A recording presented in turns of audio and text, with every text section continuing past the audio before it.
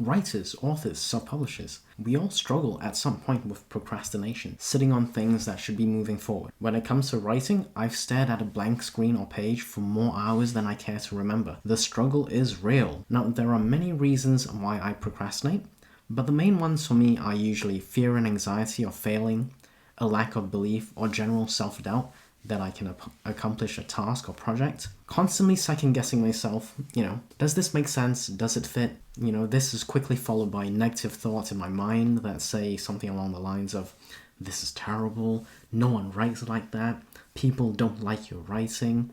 I've deleted so many words, the body count on word deletion is so high, I can't even give you a number. The important thing, however, is that I recognize that these thoughts are running through my head. Acknowledging that negative thoughts are there is, for me, the first step in dealing with procrastination. If you resonate with any of that, drop a panda emoji in the comments and give that like button a cute panda cuddle. Over the years, I've come up with a few strategies that have helped me get over the hump and be less of a pro when it comes to procrastination. These strategies have also helped me stay the course and kept me going. Now, let me share these 5 strategies that have worked for me. The first strategy is write for the bin. I mean this with love and affection. Get something down on paper and ignore how good or bad you think it is at the time. You can always delete all the words later, or better yet, edit and improve on the words later.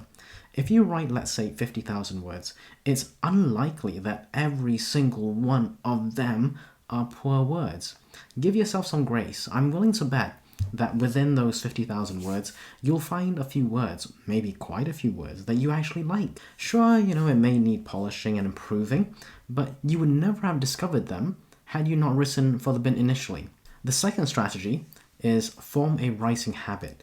This may take 2 to 3 weeks, depending, but it's definitely worth it if you're planning to make writing a sustainable gig. Set up a time during each day or week or weekend or whatever it is and dedicate that time solely to writing. Show up consistently over the next few weeks and watch that habit form. Once the habit is formed, you need to keep at it.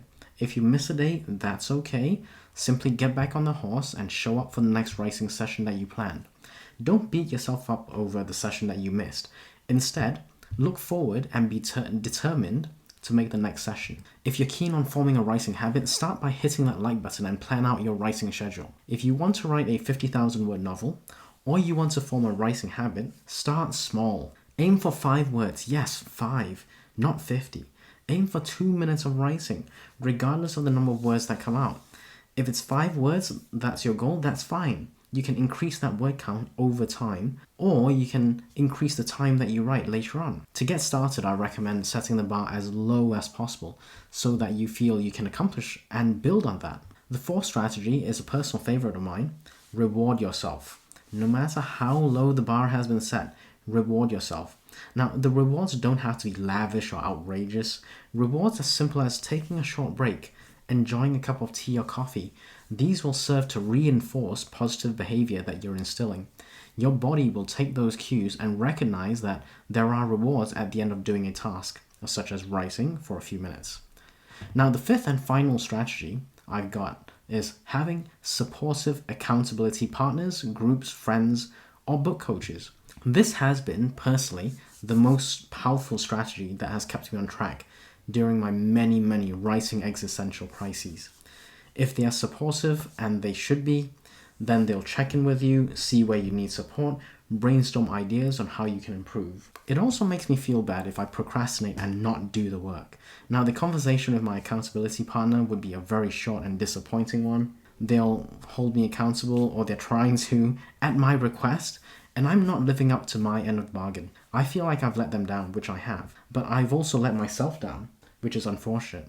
This feeling of not wanting to disappoint someone can be very powerful, and this has propelled me forward on more than one occasion. Hug that like button like koalas hug trees if you don't want to disappoint your accountability partners. In addition to making me feel bad, there's a paper by Dr. Gail Matthews on achieving goals that clearly demonstrated having an accountability partner had its benefits and increased the probability of achieving our goals. Now, in a nutshell, you need to get an accountability partner. That will be my suggestion, or join groups that will hold you accountable. Subscribe to the channel if you found these insights helpful, and let me know how you deal with procrastination in the comments. Now, click here if you want to get a head start on bookmarking, or check out this video if you want to get authentic book reviews.